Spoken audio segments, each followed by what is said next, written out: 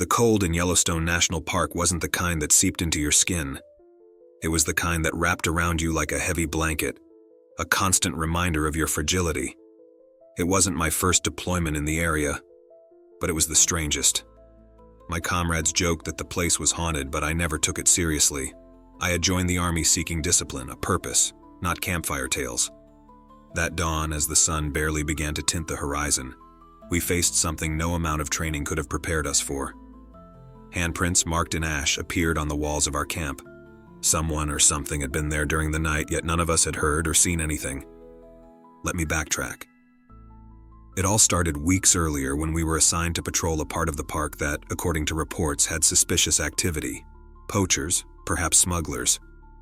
Our group consisted of 5 soldiers plus a local guide.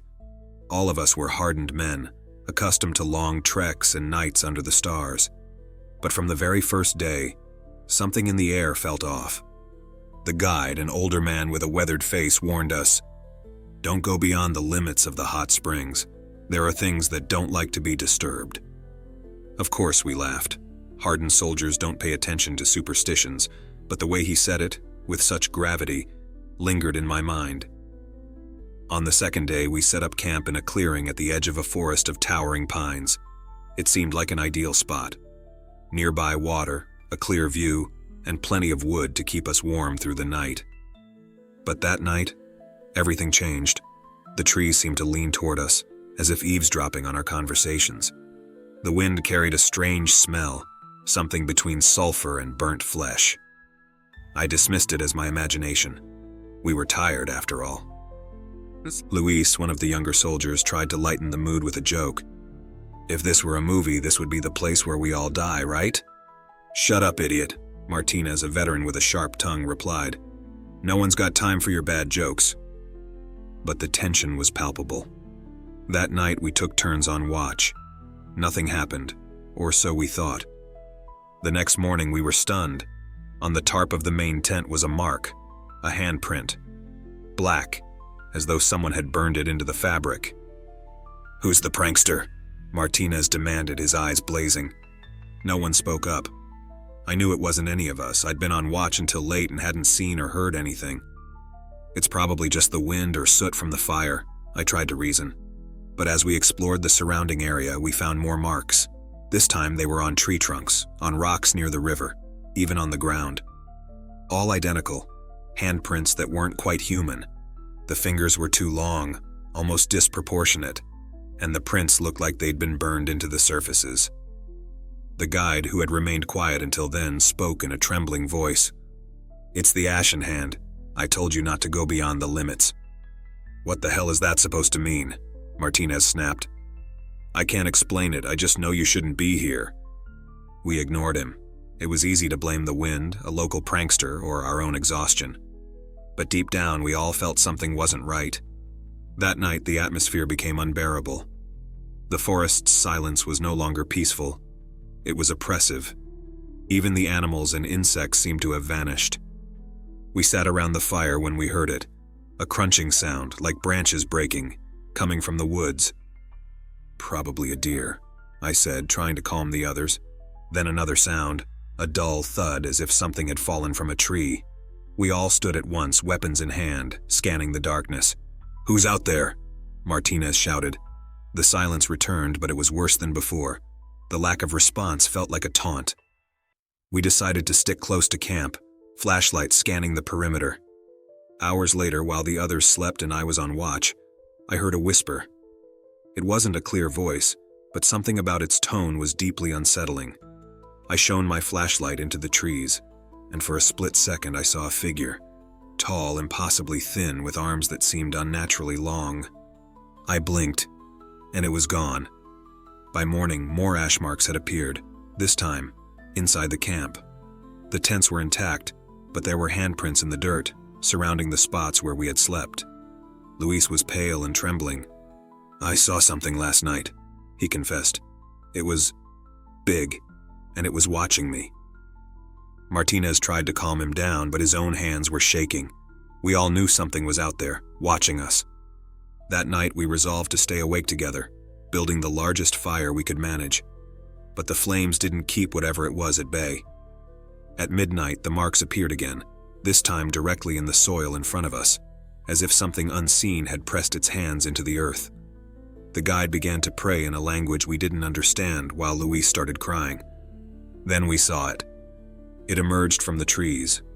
A tall, dark figure, its limbs twisted like dried branches. Its eyes didn't reflect light, but we could feel its gaze fixed on us. When it raised one of its arms, we saw the fingers dripping with something black like liquid ash. Panic erupted. Martinez fired his weapon, but the bullets passed through the figure as if it wasn't there. The guide shouted for us to run, and we did. We ran as if our lives depended on it, because they did. I don't know how long we ran before finding a road and being picked up by rangers. No one believed us when we recounted what had happened. Luis never recovered. Martinez retired from service shortly after. I never returned to Yellowstone, but sometimes when I close my eyes, I still see those ash handprints, and I know something is out there waiting. I've always been a practical man, a soldier of heart and action. My life was defined by routines: march, shoot, eat, and sleep. Precision was my creed, discipline my religion. Until that day, the day my compass decided to go haywire and lead my squad into something that should never have existed. I don't know why I'm sharing this. Maybe because it haunts my dreams, or because I feel like my words might serve as the warning no one gave me. This happened in Yellowstone National Park, during a routine mission that turned into a nightmare. We had been deployed to conduct survival exercises. The team was composed of 6 men, all seasoned and used to any kind of terrain. The assigned area was dense, a jungle of pines and firs that towered like natural walls. The days were humid, and the nights were freezing, but it was nothing we hadn't faced before. Everything began on the second night. We were gathered around an improvised campfire, sharing silly stories to pass the time. The smoke from the damp wood rose slowly, and the crackling flames were the only constant sound. Suddenly, one of the guys who always wore his compass around his neck pulled it out and frowned. "It's broken," he said, turning the small device in his hands. I leaned over to look. The needle was spinning wildly, never settling on any cardinal direction. At first, I thought it was a mechanical issue. Compasses aren't perfect, after all. "Let me see," I said, pulling out mine. The moment I placed it in my palm, the same thing happened. The needle began to spin erratically, occasionally pointing upward as if indicating the sky. I didn't say anything at first, but I could feel the atmosphere shift. It was subtle, like the breeze had stopped moving and the forest had held its breath. Another member of the group pulled out his compass, and it behaved the same way. Within minutes, we were all staring at those spinning needles with a mix of confusion and unease. There was no logical explanation, but my gut told me something was wrong. Someone, I can't remember who, suggested we follow the direction the compasses were pointing.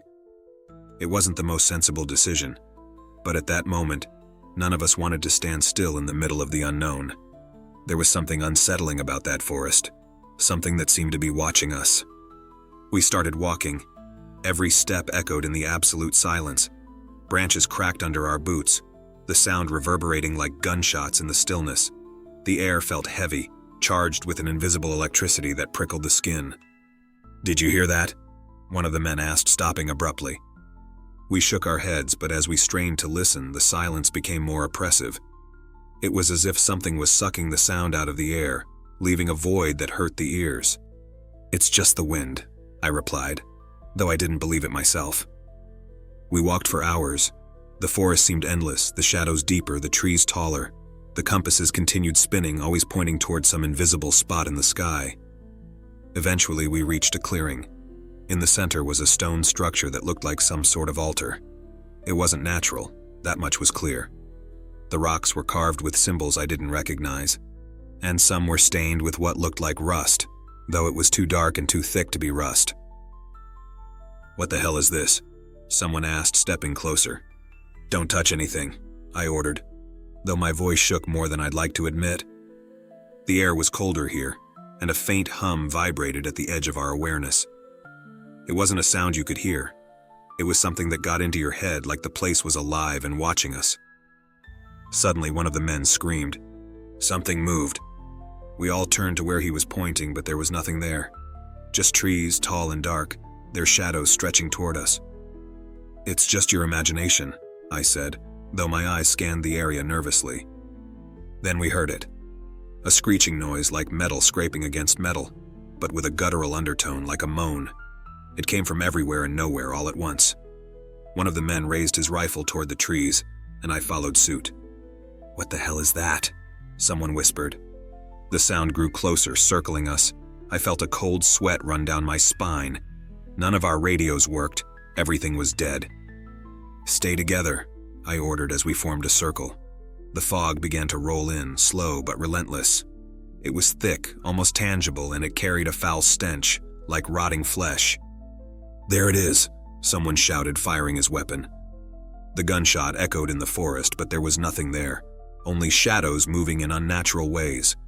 What happened next is hard to explain. Chaos erupted. The shadows started moving faster, closing in around us. I heard screams, gunfire, and that horrific screeching sound that seemed to pierce my very bones. Something hit me and I fell to the ground. I felt a burning sensation in my leg, like something had clawed me. When I looked up, I saw a humanoid figure, but it wasn't human.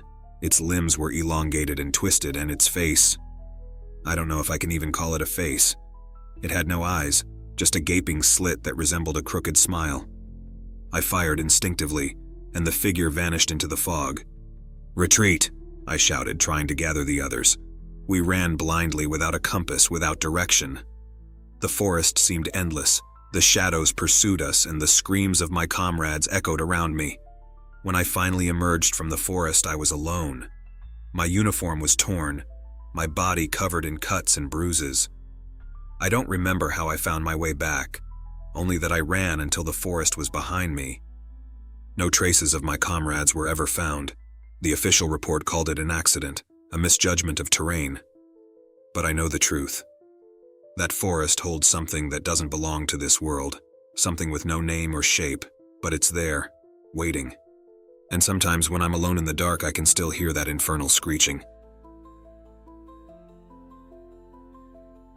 Olympic National Park in Washington State is a place of overwhelming beauty and pure isolation. It was my destination when I enlisted for a patrol mission that, at first glance, seemed routine. Years in the service had taught me that routine is just a fragile veil. Behind it, things lurk that you could never anticipate. I remember my life at the time wasn't much different from other soldiers, always standing with one foot in uncertainty and the other in duty. I grew up in a small southern town, dreaming of adventure, of escaping monotony. The Army gave me that, though it also robbed me of peace. At first, patrolling hostile or desolate terrain seemed exciting, but nothing prepared me for what happened in that forest. There were 6 of us in the squad, myself included. The weather was damp, with a fog that seemed alive among the trees. Branches cracked under every step, and the constant dripping of water echoed like a sinister clock marking time different from ours. It was the second night in our makeshift camp. We had set up near a river to stay supplied. The tension was palpable. Something in the air felt off, though no one voiced it. Maybe because admitting it would mean acknowledging our fear. That's when the dog appeared. It all started simply. One of my comrades, Martinez, was on guard duty. He was the one who alerted us. "Hey, did anyone leave a stray dog wandering around here?" I stepped out of my tent, still groggy. The fire we had lit before sleeping was faintly flickering, casting shadows on the trees. Martinez was pointing his flashlight at something on the far side of the camp. When I looked, I saw it. It was a medium-sized dog with short, dark fur. It stood completely still, sitting as if it were waiting for something. Its eyes reflected the flashlight's beam, but not in the usual way. They gleamed too brightly, as if they were mirrors trapping the darkness instead of light. "Is it injured?" asked Lopez, who came out of his tent grumbling. Martinez shook his head, but his expression was strange.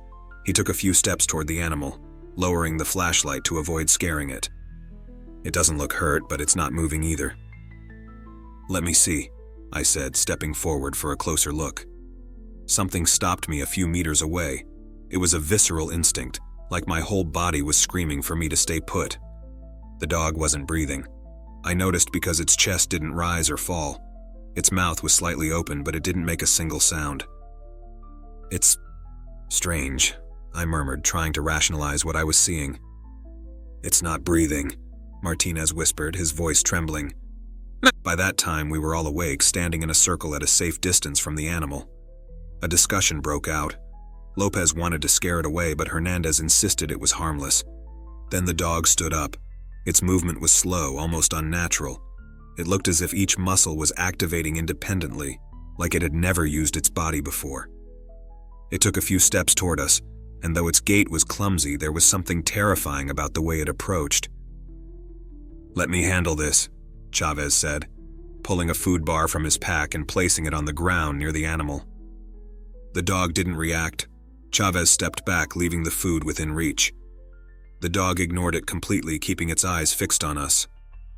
"This isn't normal," I said under my breath. "And what do you suggest? We shoot it?" Lopez replied, irritated. We didn't have to decide. The dog started barking suddenly. But it wasn't a normal bark. It was rough, distorted, like it came from something imitating a dog but wasn't one. We froze. Then it stopped barking, tilted its head to one side, and ran into the forest, disappearing among the trees in the blink of an eye. Hours passed without any of us sleeping. We took double shifts for guard duty, weapons always at the ready. No one spoke aloud, but we were all thinking the same thing. Something was very wrong. The rest of the night passed in silence, except for the usual sounds of the forest. When dawn finally came, the relief was palpable. However, the tension didn't completely fade.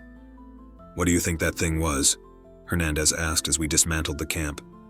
"Just a weird dog," Lopez replied, but his tone wasn't convincing. We continued on, but it didn't take long before we realized something was following us. At first, it was small things. Distant branches snapping, shadows that seemed to move among the trees. Then we found the tracks. They were paw prints, but they were larger than any normal dog's, and they didn't follow a consistent path. At times it seemed as if the animal was floating, only touching the ground occasionally. Chavez, the most superstitious of the group, suggested we abandon the mission and head back to the rendezvous point. Most of us agreed, but the radio was dead. We had no way to contact the outside world. That night was worse. The dog returned. This time it wasn't alone. There were 3 of them. They all behaved the same way, motionless, not breathing, their eyes empty. They surrounded us at a distance as if waiting for something. "Shoot them!" Lopez shouted, and several of us opened fire. The sound of gunshots echoed through the forest, but the animals didn't move. They simply stood there, staring. Then the flashlights began to flicker as if something was interfering with them. In the confusion, the dogs vanished, and the rest of the night turned into a nightmare. It wasn't until days later, when we finally managed to leave the forest, that we noticed something even more terrifying. The dogs' tracks never left our camp.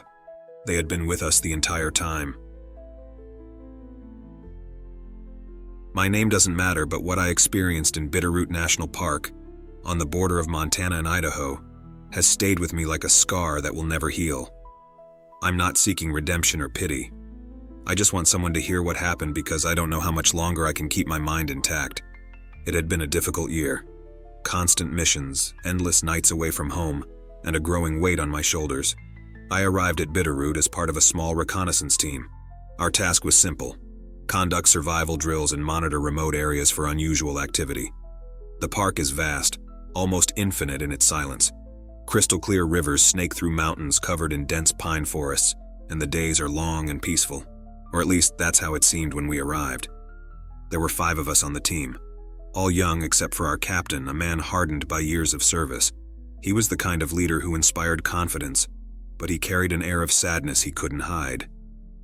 "This is paradise compared to where we've been," he said at first, lighting a cigarette as he gazed at the mountainous horizon. At that moment, I couldn't imagine those woods could hold anything more than deer and bears. The sky at Bitterroot is a spectacle. Stars twinkle like scattered jewels on black velvet. But that night, one star stood out. A red star. It was large, brighter than usual, and it seemed to pulse as if it were alive. I didn't think much of it, though I remember feeling something strange, like a slight tingling at the back of my neck.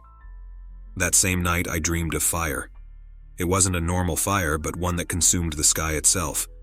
In my dream, I was trapped in a burning forest, hearing voices I didn't recognize. When I woke up, my comrade Sandoval was already sitting by the fire. "Did you have a weird dream too?" he asked, scratching his neck. I nodded, feeling uneasy. I didn't dwell on it. Maybe it was just exhaustion. As the days passed, we all began to notice something was off. The red star seemed to grow. It wasn't an illusion. You could see it clearly. Its light bathed the forest in an eerie glow, almost sickly. More unsettling was that we all started having the same dream. Every night, the fire, the voices, and that oppressive feeling that made you wake up drenched in sweat. The captain tried to keep calm, but his eyes betrayed him. "It's just a star. It doesn't mean anything," he said. But his tone didn't convince anyone. During one of our patrols, we found something that escalated our concerns. Deep in the forest, we stumbled upon a circle of burned trees. It was as if a fierce fire had swept through, but there hadn't been any recent wildfires in the area. The ground was charred, but the most disturbing part was what lay at the center of the circle. Bones. At first, we thought they were animal bones, but upon closer inspection, we realized they were human. "What the hell is this?" murmured Martinez, one of the younger guys. No one answered. The captain ordered us to retreat and report the finding, but deep down, we all knew something didn't add up. That night was different. The red star was so bright its light penetrated even the densest parts of the forest. The dream returned, but this time it was more intense. I felt as though I was being ripped from my body, taken to a place where everything burned. I saw figures in the flames, human-shaped shadows moving with unnatural motions.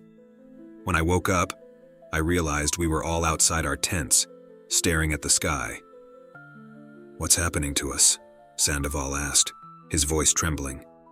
No one had answers. We decided to stick together, but the dream took all of us back to the same place. When we woke up, we noticed the captain was gone. We found him at dawn standing in the same circle of burned trees. He was barefoot, staring at the sky, muttering something in a language we didn't recognize. When we shook him to snap him out of it, he looked at us as if he didn't know who we were. "We can't leave, it's too late," he said in a voice that didn't sound like his own. Martinez lost his patience and tried to punch him, but before he could, the captain screamed with a force that echoed through the forest. "They're coming for us, it's here for us!" Then he fell to his knees and started crying. None of us knew what to do. That night, the red star reached its peak. It was so bright the entire forest seemed to be under a crimson sun. The shadows danced unnervingly, and the air was suffocatingly heavy. Then we heard it, a sound I can't describe. It was a noise that pierced through your bones as if the world itself was about to break apart. The figures from my dreams materialized among the trees. They were tall, thin, and seemed to be made of fire and smoke. Sandoval was the first to react, firing his rifle at one of them. The bullets passed through it as if it were air, but the figure turned toward him, and in an instant, Sandoval started screaming. I'll never forget that scream, a sound that still haunts me. We tried to run, but the forest felt endless. No matter which way we went, we always ended up back at the burned circle. It was there that we saw the captain for the last time. He was in the center, arms outstretched toward the star. "This is the end," he shouted before the figures engulfed him in flames. There was no time to process anything. We just ran. When we finally emerged from the forest, we weren't the same. Only 3 of us made it out, and I'm not even sure we truly escaped. The red star disappeared the next day, but the scars it left didn't. The official reports classified our experience as a case of collective hysteria brought on by stress. No one believed our stories about the star or the figures, but I know what I saw. I know what I felt. And every time I look at the sky, I search for that damned star. I know one day it will return, and when it does, there will be no way to escape.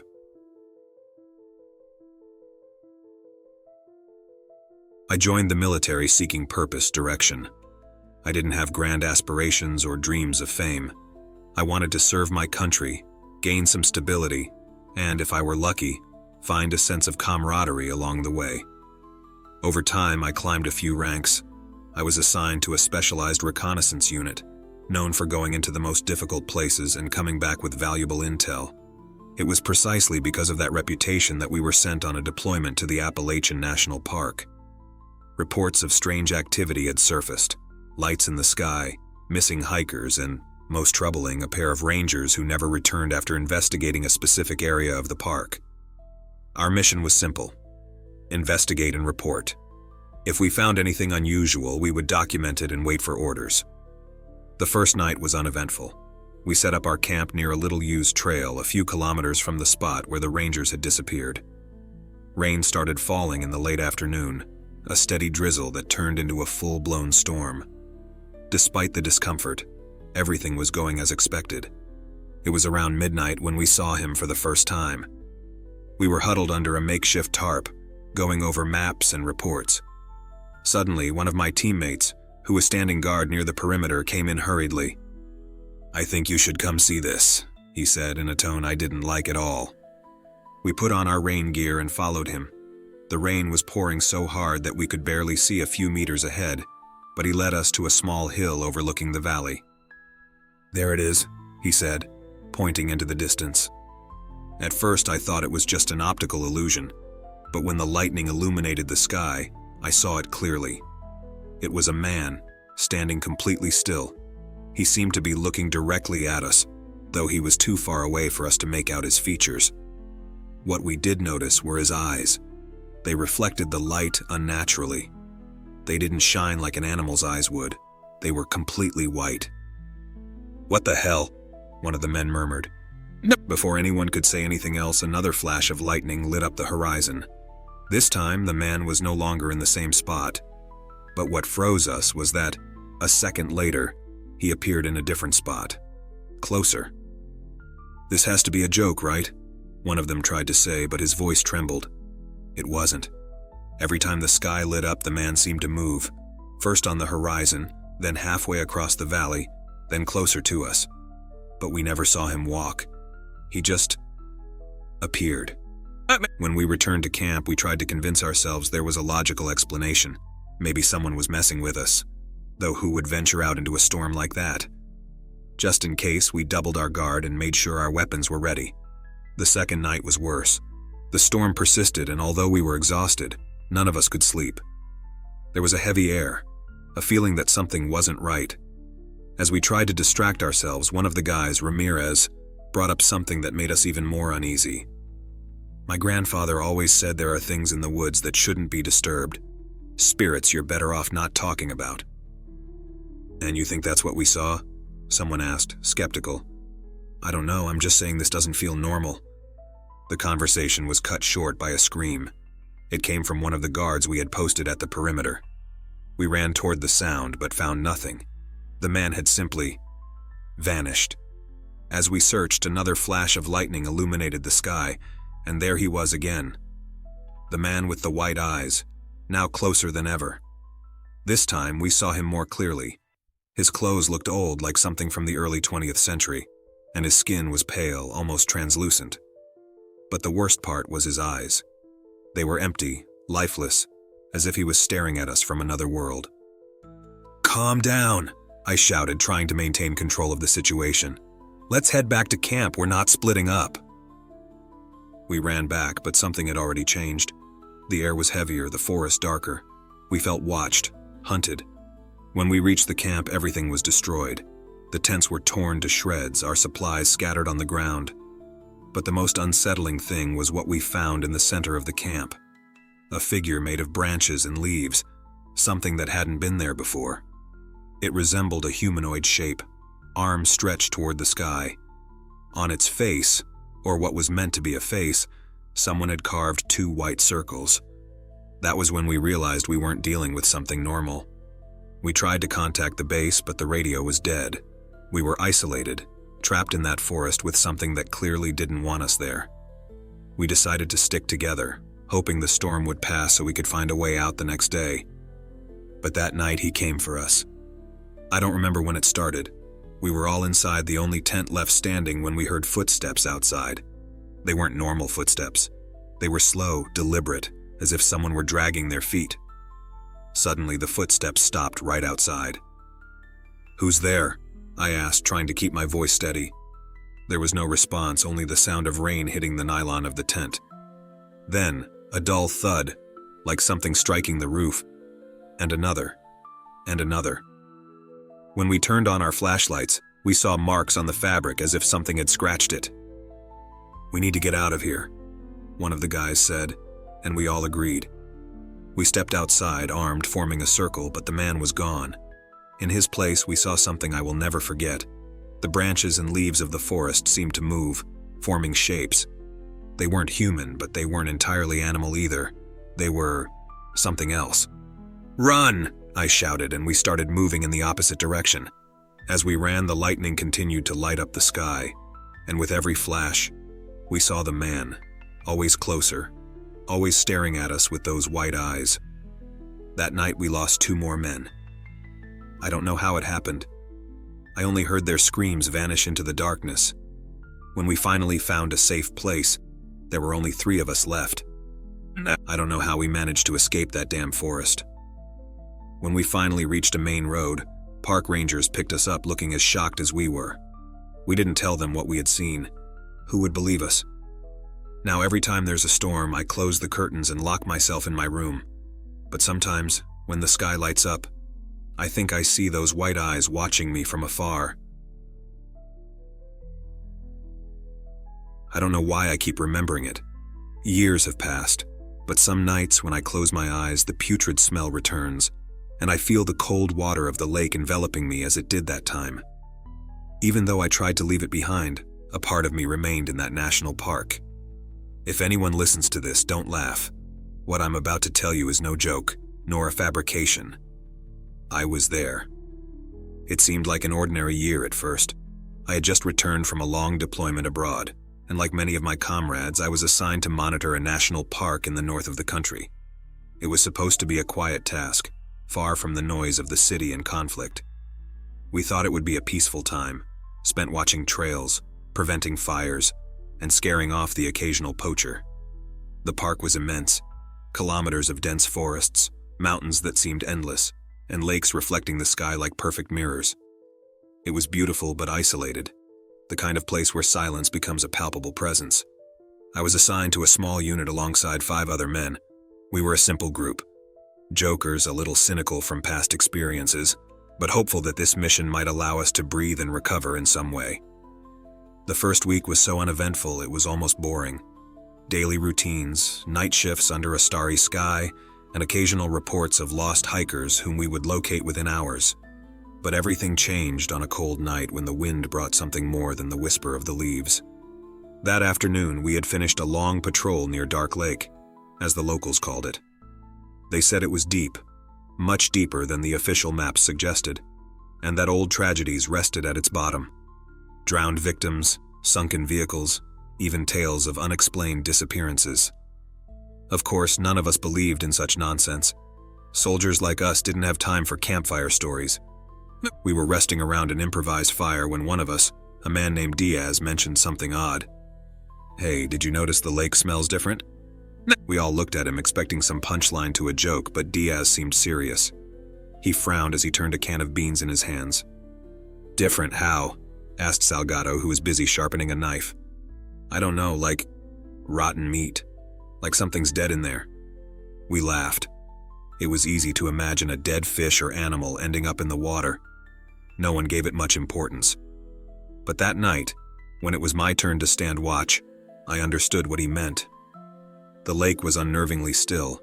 The air, which usually carried the fresh scent of water, now had a strange, acrid smell that clung to my nose.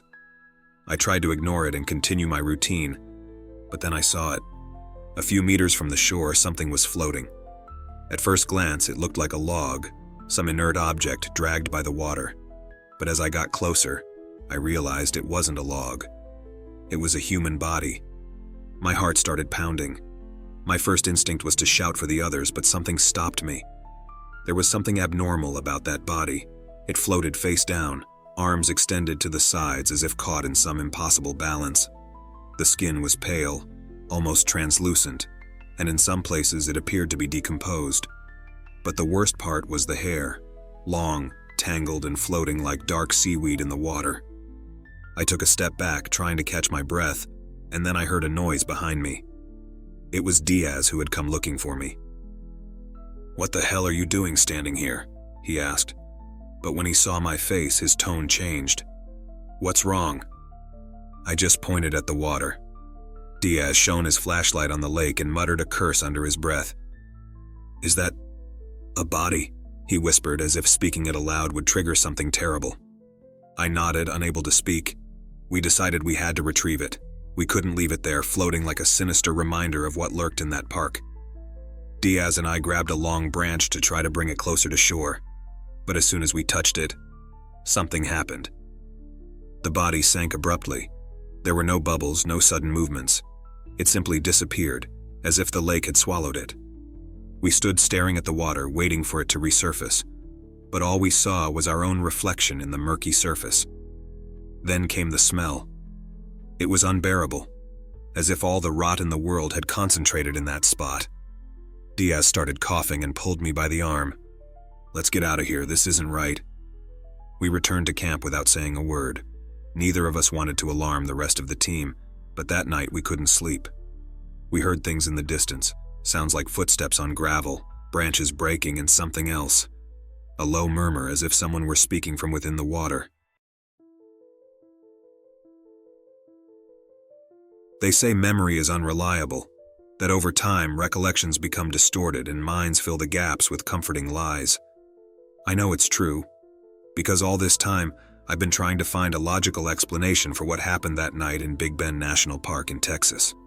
But the more I think about it, the clearer the only possible conclusion becomes: what we faced was not human, and we should never have entered that forest.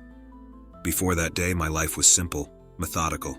I was always a man of routines, someone who found solace in structure. The army became my home because everything had its place there. I knew what to expect.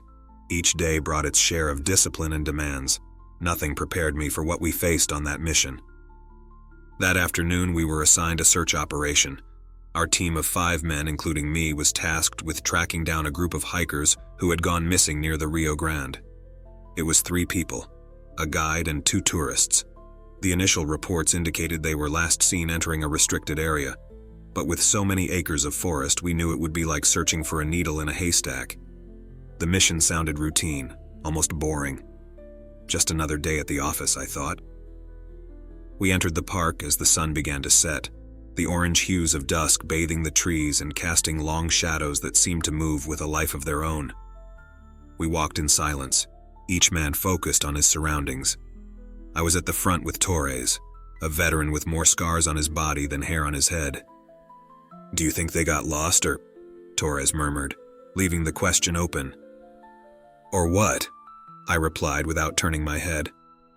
"Or something worse. This place is known for swallowing people." I didn't respond. That was just superstition. Remote places always attract rumors, but I had never given them much thought. We walked for what felt like hours. The sunlight disappeared completely and the forest's darkness enveloped us. At some point, we sensed that something was off. It wasn't the usual sounds of the forest. There was an eerie silence, as if everything was holding its breath. That's when we saw it. At first, we couldn't understand what we were looking at. There was something hanging from a tree a few meters ahead. It was dark, a motionless figure suspended in the air. We approached cautiously, and the light from our flashlights revealed what it was.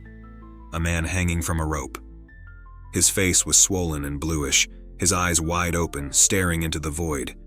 He wore torn clothes, and although he looked like he had been dead for days, there was no smell of decomposition. That was the first thing I found strange. "What the hell?" whispered Gomez, one of the youngest on the team. "Cut him down," I ordered, trying to stay calm. We used a knife to cut the rope, but when we touched it, something happened that I'll never forget. The rope vanished. It didn't fade slowly. It simply ceased to exist. The body fell to the ground with a dull thud, but before we could react, it also disappeared. One moment it was there, and the next it wasn't. No one said a word. I could feel the fear in my men's eyes, the same fear I was trying to conceal. We decided to set up camp near that spot. We needed to regroup, to think about what we had seen. But the feeling of being watched didn't leave us alone. Every now and then, one of us would turn their head as if expecting to see something lurking among the trees. "What if we're already lost?" Morales asked, breaking the silence. "We're not lost," I replied with more confidence than I felt. Torres, who was sitting by the fire, raised his head. "Did you notice something?" he said, looking at the others. What? The hanged man. There weren't any branches strong enough to hold him. That tree couldn't have supported him. His comment dropped like a stone in the group. No one responded. That night we didn't sleep. The branches creaked around us, but every time we shone our flashlights, there was nothing there. The next day we pressed on. Something was pulling us further from where we needed to be, but none of us voiced it out loud. The compass began to malfunction, spinning wildly. The maps no longer made sense. It was Gomez who first heard the footsteps. We thought it was an animal, but when we stopped, the footsteps stopped too. Torres shouted into the air, "If someone's out there, identify yourself." No one replied. Only the echo of his voice carried through the trees. "This is insane," Morales said. "Shut up and keep walking," I ordered, though my voice wavered a little. The forest seemed to shift as if the trees were moving. The markers we had left on the path disappeared. Every time I looked back, I had the sense that something was getting closer to us. That night we saw it again. The hanged man was there, in a different tree, with the same rope and the same swollen face. But this time, when we shone our flashlights on him, he smiled. It was an impossible smile, unnatural. And before we could react, we heard a scream coming from deep within the forest. A human scream, gut-wrenching. Gomez took off running toward the scream, and though we followed, we never caught up to him. His radio lay abandoned on the ground, but there was no trace of him. That was the last night we spent in that place. The next day, when the sun rose, the forest seemed different, less threatening. But we never found Gomez or the hikers. We returned to base with more questions than answers. The official report stated that the hikers and our comrade fell victim to some kind of accident. But we know that's not true. Sometimes I dream of that hanged man. He's always there, smiling from his tree, as if he knows something I don't. Maybe I'll never forget. Or maybe I don't want to remember, because deep down, I know that what we saw wasn't something that should belong to this world.